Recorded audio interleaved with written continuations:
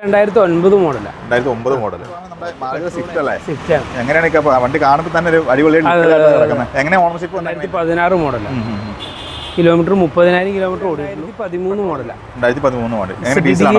Diesel 12 model. Magna എന്ന് പറഞ്ഞ ഓപ്ഷനാണ്. ഡീസൽ വണ്ടിയാണ്.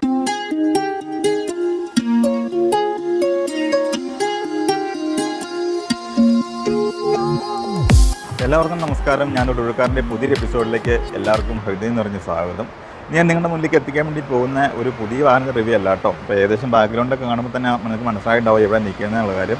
നമ്മളൊരു യൂസ്ഡ് കാർ വിൽക്കുന്ന ഷോപ്പിലാണ് നിൽക്കുന്നത്. ഈ സ്ഥലത്തിൻ്റെ പേര് മൂറ്റൂർ പഴയക്കാപ്പിൽ എന്ന സ്ഥലത്താണ് കേട്ടോ നിങ്ങൾ നിൽക്കുന്നത്.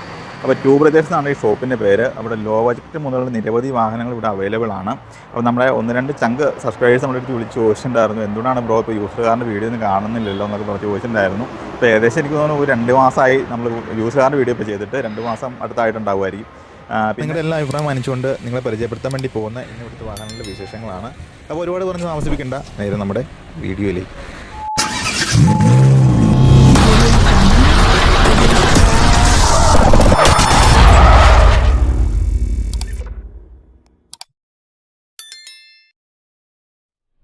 ഇന്നിപ്പോൾ നമ്മുടെ ഇവിടെയുള്ള വാഹനങ്ങളുടെ വിശേഷങ്ങൾ പങ്കുവയ്ക്കാൻ വേണ്ടി നമ്മോടൊപ്പം ചേരുന്ന റെൻസിക്കയാണ്. റെൻസിക്ക, നമസ്കാരം. നമസ്കാരം. റെൻസിക്ക, നമ്മുടെ ഈ ഷോപ്പ് വാങ്ങിയിട്ട് ഇപ്പം കുറച്ചായി ഒരു 2 മാസം കഴിയുമ്പോൾ 1 വർഷം തികയും. 1 വർഷമായി. 1 വർഷമായി എന്ന് പറയാം. ഓക്കെ. അപ്പോൾ നമ്മുടെ കറക്റ്റ് ഈ ഷോപ്പിരിക്കുന്ന ലൊക്കേഷൻ എവിടെയാണ്? ഇത് വാഴപ്പള്ളിയാണ് സ്ഥലം. വാഴപ്പള്ളിയിൽ ഇപ്പോൾ പറയാം, നമുക്ക് ശരിക്കും ലാൻഡ് മാർക്ക് എന്ന് പറഞ്ഞാൽ ജിയോയുടെ പമ്പിന് ഓപ്പോസിറ്റ് ആണ് റിലയൻസിന്റെ ജിയോ പമ്പ്. അതാണ് ലാൻഡ് മാർക്ക്. പാർക്ക് ആൻഡ് സെയിലാണ്. എങ്ങനെയാണ്? പാർക്ക് ആൻഡ് സെയിലാണ് കൂടുതൽ വണ്ടികളുള്ളത്. കുറെ വാഹനങ്ങൾ നിലവിൽ വന്നിട്ടുണ്ട്. ലോ ബഡ്ജറ്റിലുള്ള മോഡലുകൾ എങ്ങനെയാണ് എടുക്കുന്നത്? മോഡലുകൾ 10 താഴത്തേക്കുള്ള വണ്ടികൾ കുറവാണ്. പിന്നെ അങ്ങനെ വണ്ടികൾ എടുക്കുന്നുണ്ട്, എങ്കിലും വണ്ടികൾ കുറവായിരിക്കും. ഫിനാൻസിന് വരുന്ന വണ്ടികൾ ഒരു 12 മുതലുള്ള വണ്ടികൾക്കാണ് ഫിനാൻസ് കിട്ടുന്നത്. അപ്പോൾ ആ ഒരു ഫിനാൻസ് സൗകര്യം അറേഞ്ച് ചെയ്തിട്ടുള്ള ഒരു വണ്ടികളാണ് കൂടുതൽ എടുക്കുന്നത് നമ്മൾ. ബാക്കി നമ്മുടെ ആക്സിഡന്റ് കാര്യങ്ങളൊക്കെ നോക്കിയിട്ടാണല്ലോ. ആ കാര്യങ്ങളെല്ലാം ഡീറ്റെയിൽ ആയിട്ട് നോക്കിയിട്ട് തന്നെയാണ്. ഇനിയിപ്പോൾ ഉണ്ടെങ്കിൽ തന്നെ അത് പറഞ്ഞിട്ടാണ് പാർട്ടിക്ക് കൊടുക്കുന്നത് അല്ലേ? ഓക്കെ. അപ്പോൾ നമുക്ക് വാഹനത്തിന്റെ വിശേഷങ്ങളിലേക്ക് വരാം. അതെ. ഇപ്പം ഫസ്റ്റ് വണ്ടി എർട്ടിഗ ആണല്ലേ? ഒരുപാട് പേര് അന്വേഷിച്ചുകൊണ്ടിരിക്കുന്ന വാഹനമാണ്. ഇത് ഇപ്പോൾ മാരുതി വാഹനങ്ങൾക്ക് ഡീസൽ വാഹനങ്ങൾക്ക് ഇപ്പോൾ നിലവിൽ നല്ല മാർക്കറ്റ് ഉണ്ടല്ലേ? പുതിയ വണ്ടി ഇറങ്ങുന്നില്ല, അതിന്റെ മാർക്കറ്റിംഗ് ഉണ്ട്. ഓക്കെ. അപ്പോൾ ടാക്സി ഓടാനൊക്കെയായിട്ടാണെങ്കിലും ആളുകൾ ചോദിക്കുന്നത് നല്ലൊരു മൈലേജ് വാഹനം കൂടി കാണുന്നത്. നല്ല മൈലേജ് ഉണ്ടല്ലോ. എങ്ങനെയാണ് അപ്പോൾ ഇതിന്റെ ഡീറ്റെയിൽ വരുന്നത്? ഇത് 2014 മോഡലാണ്. 2014 മോഡൽ. അത് കിലോമീറ്റർ 1.10 ഓടിയിട്ടുണ്ട്. 1.10. മേജർ സർവീസ് 1 ലക്ഷത്തിൽ തീരും. 1 ലക്ഷം ചെയ്തേക്കണ വണ്ടിയാണല്ലേ? നമ്മുടെ സർവീസ് ബുക്ക് എല്ലാ സാധനങ്ങളും അവൈലബിൾ ആണ്. എങ്ങനെ ഓണർഷിപ്പ് വരുന്നത്? ഇത് 3ാമത്തെ ഓണറാണ്. Third ownership. ഇപ്പോൾ എടുക്കുന്ന ആളുടെ വീട്ടിലേക്ക്. ഓക്കെ. ഇപ്പോൾ സെക്കൻഡ് ഓണർ ആണല്ലേ? വണ്ടി അത്യാവശ്യം നീറ്റായിട്ട് കിടക്കുന്ന വണ്ടിയാണ്. വലിയ ഇത് നമ്മൾ എടുത്തിട്ട് വേറെ ക്ലെയിം ഹിസ്റ്ററി കാര്യങ്ങളൊന്നുമില്ല. മേജറായിട്ട് ആക്സിഡന്റ് വന്നിട്ടില്ല. ഗ്ലാസ് അങ്ങനെ റീപ്ലേസ്മെന്റ് കാര്യങ്ങൾ എന്തെങ്കിലും ഒന്നും ഉണ്ടാവില്ല. ഉള്ളൊക്കെ അത്യാവശ്യം നീറ്റാന്ന് തന്നെ പറയാം. നീറ്റായിട്ട് തന്നെ കിടക്കുന്ന വണ്ടിയാണല്ലേ? ടയറും ഉണ്ട്. ടയറെല്ലാം പുതിയ ടയർ നമ്മൾ ഇവിടുന്ന് ചെയ്ത് കൊടുക്കണ്ടോ? അല്ലെ ഇട്ട് കൊടുക്കുന്നതാണോ? ഇട്ട് കൊടുക്കുന്നതല്ല, ഇതൊക്കെ കസ്റ്റമറുടെ വണ്ടികളായതുകൊണ്ട് അവർ തന്നെ മെയിൻറ്റെയിൻ ചെയ്തിരിക്കുന്ന ടയറുകളും കാര്യങ്ങളൊക്കെയാണ് ഇട്ടേക്കണയാണല്ലേ?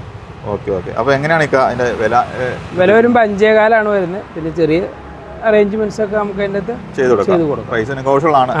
നമുക്ക് ലോൺ എത്ര വരെ കിട്ടുമായിരിക്കും? ലോൺ നമുക്കൊരു 4 ലക്ഷം രൂപ വരെ ലോൺ അവൈലബിൾ ആയിട്ട് വരും. 4 ലക്ഷം രൂപ കിട്ടുമല്ലേ? സിവിലും കാര്യങ്ങളെല്ലാം നോക്കിയിട്ടാണ് ചെയ്യുന്നത്. ഒരു 1-1.10 ഉണ്ടെങ്കിൽ നമുക്ക് വണ്ടി ചെയ്യാൻ പറ്റും അല്ലേ? ഓക്കെ. അപ്പോൾ നമുക്ക് അടുത്ത വണ്ടിയിലേക്ക് വരാം. നമ്മുടെ അടുത്ത വാഹനം ഓക്സോ ആണല്ലേ? വെൻഡോ അല്ലേ? എങ്ങനെയാണ് ഇതിന്റെ ഡീറ്റെയിൽ വരുന്നത്? ഇത് ഡീസൽ ഓട്ടോമാറ്റിക് ആണ്. 2015 മോഡലാണ്. 2015 മോഡൽ. നമുക്ക് ഡീസലിന് എന്നാ മൈലേജ് ഉണ്ടാവും? ഓട്ടോമാറ്റിക് ആകുമ്പോൾ ഒരു 14,000 to 15,000 റേഞ്ചാണ് മൈലേജ് വരുന്നത്. മൈലേജ് ഉണ്ടല്ലേ? ഓണർഷിപ്പ് ഒക്കെ എങ്ങനെയാണ് വരുന്നത്? ഇത് സെക്കൻഡ് ഓണർ തന്നെ വണ്ടി. എടുക്കുന്ന തേർഡ് ഓണറിലേക്ക്. ഓക്കെ. എത്ര കിലോമീറ്റർ ഓടിയിട്ടുണ്ട്? ഈ കിലോമീറ്റർ 96,000 കിലോമീറ്റർ. 96,000 കിലോമീറ്റർ. അപ്പോൾ സർവീസ് വരുന്നുണ്ട്? സർവീസ് എല്ലാം 90 ഇപ്പോൾ സർവീസ് കഴിഞ്ഞ് കിടക്കുന്ന വണ്ടിയാണല്ലേ? ടയറും ആവറേജ് ടയറെല്ലാം മുകളിലുണ്ട്. സ്ക്രാച്ച് കാര്യങ്ങൾ അങ്ങനെയൊന്നും വന്നിട്ടില്ല. വലിയ കാര്യം ഇന്ത്യയിലൊന്നുമില്ല. ഇന്ത്യയിലാണെങ്കിൽ കിടക്കുന്ന വണ്ടിയാണല്ലേ? അത്യാവശ്യം നീറ്റായിട്ട് നടക്കുന്ന വണ്ടിയാണ്. നമ്മൾ റീപ്ലേസ്മെന്റ് കാര്യങ്ങൾ എന്തെങ്കിലും ഉണ്ടോ? ക്ലെയിം ഒന്നുമില്ല. ക്ലെയിം ചെയ്യാത്ത വണ്ടിയാണ്. ഓക്കെ. അപ്പോൾ ഇൻഷുറൻസ് നമ്മൾ എങ്ങനെയാണ് അവിടെ തീർന്നു നടക്കേണ്ട? ഇൻഷുറൻസ് നമുക്ക് എടുത്തു കൊടുക്കുമല്ലേ? ഇൻഷുറൻസ് എടുത്തു കൊടുക്കും. ഇപ്പോൾ നിലവിൽ അവൈലബിൾ ആയിട്ടുണ്ട്. ഇൻഷുറൻസ് ഒക്കെ 4-5 മാസത്തേക്ക് ഉണ്ട്. ഇല്ലാത്ത വണ്ടികൾക്ക് എടുത്തു കൊടുക്കുന്നു. നമുക്ക് എത്ര വരെ ലോൺ കിട്ടുമായിരിക്കും? ഇതിപ്പോൾ ഒരു 4.5 രൂപയുടെ താഴെ കിട്ടും. ലോൺ കിട്ടും. 5 ലക്ഷം രൂപ താഴെ ലോൺ കിട്ടും. നമുക്ക് ഏതൊക്കെ ഫിനാൻസ് ഏതൊക്കെ ചെയ്തുകൊണ്ടിരിക്കുന്നത്? HDFC ഉണ്ട്, പിന്നെ പൂനാവാല ഉണ്ട്, ഇൻഡസ്ഇൻഡ് ബാങ്കിൻ്റെ ചെയ്യുന്നുണ്ട്, പിന്നെ ചോളമണ്ഡലം ഉണ്ട്, RI ബാങ്കിന്റെ ചെയ്യുന്നുണ്ട് നമ്മൾ. നമ്മുടെ ഡോക്യുമെന്റ്സ് ടാക്സ് ആണ് മെയിൻ ആയിട്ട് വരുന്നത്. അതുപോലെ പിന്നെ ആധാർ കാർഡും പാൻ കാർഡും ഉണ്ടാവും. ഓക്കെ. അപ്പോൾ എങ്ങനെയാണ് ഇതിന്റെ വില ഉദ്ദേശിക്കുന്നത്? ഇതാകുമ്പോൾ 6,400 6,400 നെഗോഷ്യബിൾ ആണല്ലോ. അപ്പോൾ നമുക്ക് അഡ്ജസ്റ്റ് ചെയ്ത് കൊടുക്കാം. Okay okay. ഏകദേശം നമുക്ക് എത്ര രൂപ ഡൗൺ പേയ്മെന്റ്, ബാക്കി എത്ര രൂപ? ഒരു 2 രൂപയുടെ അടുത്തൊക്കെ ഡൗൺ പേയ്മെന്റ് ഉണ്ടെങ്കിൽ ബാക്കി ലോൺ ഇട്ട് കൊടുക്കാൻ പറ്റും അല്ലേ? ഓക്കെ. അടുത്തോണ്ടിരിക്കുമ്പോൾ നമ്മുടെ മാരുതി സ്വിഫ്റ്റ് അല്ലേ? എങ്ങനെയാണ് വണ്ടി കാണുമ്പോൾ തന്നെ ഒരു അടിപൊളി എങ്ങനെ ഓണർഷിപ്പ് വന്ന എങ്ങനെ? ഇത് സെക്കൻഡ് ഓണർ ആണല്ലേ? പക്ഷെ വണ്ടി നല്ലപോലെ മെയിൻറ്റെയിൻ ചെയ്ത് എങ്ങനെ മോഡൽ വരുന്നത്? ഇപ്പോൾ 2016 മോഡൽ. 2016 മോഡൽ അല്ലേ? ഓക്കെ. 2016 ആണെങ്കിലും കാണുമ്പോൾ ഒരു പുതിയ വണ്ടിയുടെ തന്നെ ലുക്ക്. ഇവിടെ നമ്മൾ വേറെ ടച്ച് അമോഷ കാര്യങ്ങളും ചെയ്തു. നിലവിലൊന്നും ചെയ്യാത്ത വണ്ടിയാണ്. വെറുതെ ഒരു വാക്സ് അടിച്ചിട്ടുണ്ട്, പോളിഷ് ചെയ്തിട്ടുണ്ട്. എല്ലാം പക്ക ഉള്ളൊക്കെ ആണെങ്കിൽ പക്ക സർവീസ് കാര്യങ്ങളൊക്കെ എങ്ങനെയാണ്? എല്ലാം ഷോറൂം സർവീസ് തന്നെ. 1,00,000 കിലോമീറ്റർ കറക്റ്റ് ആയിട്ടുണ്ട്. ഏതായിരുന്നു? ഡീസലാണോ വരുന്നത്? ഡീസൽ VDI ആണോ വരുന്നത് അല്ലേ? ഓക്കെ. ഒരുപാട് പേര് അന്വേഷിച്ചെടുക്കണം. അതുപോലെ റിറ്റ്സ്, അതുപോലെ സ്വിഫ്റ്റ്, അങ്ങനെ വണ്ടികളൊക്കെ ഒരു ഓക്കെ. ഇത് നല്ല കണ്ടീഷനായിട്ടാണ് കിടക്കുന്നത്. കാരണം വേറെ ഒന്നും നമുക്ക് പറയാനില്ല. ചെറിയ തട്ടുകൊണ്ട് കാര്യങ്ങൾ പോലും നമുക്ക് എടുത്ത് പറയാനില്ല. അതുപോലെ എല്ലാം മെയിൻറ്റെയിൻ ചെയ്തേക്കുന്ന വണ്ടിയാണ്. അപ്പോൾ എങ്ങനെയാണ് ഇതിൻ്റെ വില വരുന്നത്? ഫൈനൽ നമുക്ക് 5 രൂപയ്ക്കൊക്കെ ചെയ്തു കൊടുക്കാം. 5 ലക്ഷം രൂപ ഓണർഷിപ്പ്. 4-4.5 ലക്ഷം രൂപയൊക്കെ ലോണും കിട്ടും. 4,400 വരെ ലോൺ കിട്ടും. ഓണർഷിപ്പ് എത്രയാണ് പറഞ്ഞത്? സെക്കൻഡ് ഓണർഷിപ്പ് വരും. പ്രൈസ് നമുക്ക് എന്തെങ്കിലും ചെറുതായിട്ട് എന്തെങ്കിലും ചെയ്ത് കൊടുക്കാം അല്ലേ? അപ്പോൾ നമുക്ക് ഏകദേശം നമുക്ക് എത്ര രൂപ? ഒരു രൂപയ്ക്ക് നമുക്ക് ബാക്കിയുള്ള ലോണാവും. അത്യാവശ്യം നല്ല നീറ്റായിട്ട് കിടക്കുന്ന വണ്ടിയാണ്. ഉള്ളിലാണെങ്കിലും പക്ക നീറ്റായിട്ട് നടക്കണം. വേറെ ഒന്നും പ്രത്യേകിച്ച് എടുത്തിട്ട് ചെയ്യാനായിട്ട് കാര്യങ്ങളൊന്നുമില്ല. നല്ല അടിപൊളി ഒരു വണ്ടി. ഓക്കെ. അപ്പോൾ അടുത്തുകൊണ്ടിരിക്കുമ്പോൾ അപ്പോൾ അടുത്ത വാഹനം നമ്മുടെ മാരുതിയുടെ റിറ്റ്സ് അല്ലേ? എങ്ങനെയാണ് ഇതിന്റെ മോഡൽ വരുന്നത്? ഇത് 2013 മോഡലാണ്. 2013 മോഡൽ. ഡീസൽ വണ്ടിയാണ്.